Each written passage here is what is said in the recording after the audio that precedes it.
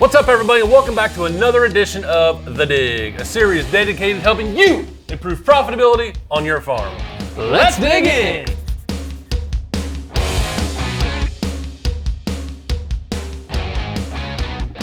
Now that we've covered getting water away from the crop, we want to talk about one option to add water back in as we need it. More specifically, drip line irrigation. Now, I've got a piece of it right here, and I want to show you guys closely what these emitters look like. Collin, they can't see that. You're 3 inches away from the camera. I can't focus. Get back here.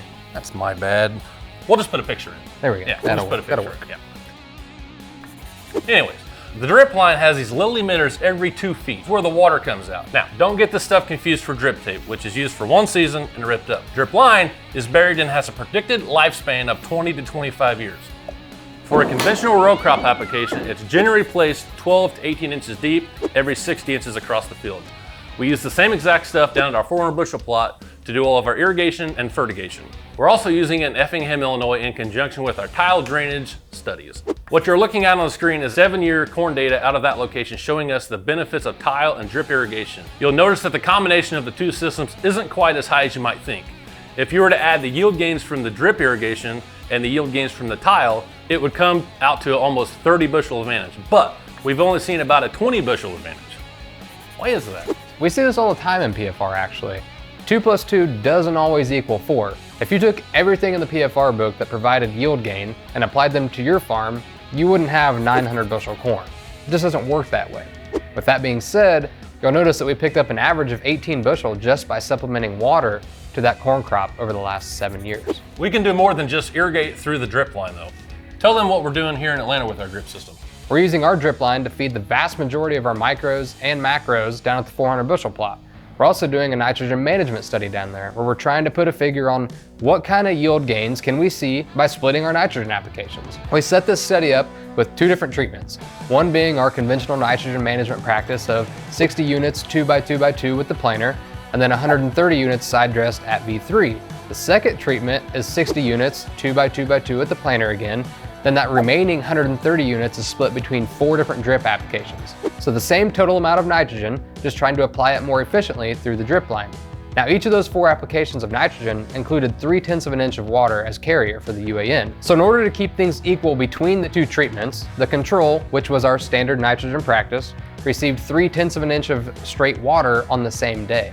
By ensuring each treatment got the same amount of water, we can look at the benefit of split applying nitrogen. After 2 years, that benefit comes out to about 17.5 bushels. One thing that we can point out here though is that the drip line is buried 30 inches as opposed to the 60 inches like most conventional setups. However, this still shows that split applying nitrogen through the drip line irrigation has a potential to give us more bushels. And when you couple that with obvious benefits of being able to irrigate water and feed those micros to the roots, a system like this starts to look a little more appealing. Now, we can't sit here and tell you how long it's going to take for you to pay off this drip irrigation system, but we can show you the potential gains to be had, and we can figure out ROA from there. Each install is going to be a little bit different depending on the shape of the field, availability of water, and the plethora of other variables. So in order to get a solid understanding of a price, your best bet is to go get a quote on your farm. Well, Collin, I think that just about wraps things up for this episode. Hopefully we've given you all something to think about when it comes to water management and helped you maybe identify something to try on your own farm. If you're using drip irrigation on your farm or have any other water management questions, comment below. This was part 2 of our 2-part video series on water management. So if you missed that first video on tile drainage, be sure to check that out. We'll give a link in the description. Also, don't forget to like, subscribe, and follow, and we'll see you again on another episode of The Dig. Why'd you give me like the 900-mile long? We can break it up if you're Let it rip. Don't yell at me and then I'm yelling at you. Deny my help. I need your help.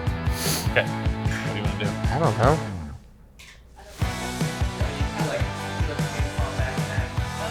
Oh. I don't want to go butt to butt with you. Just one hand.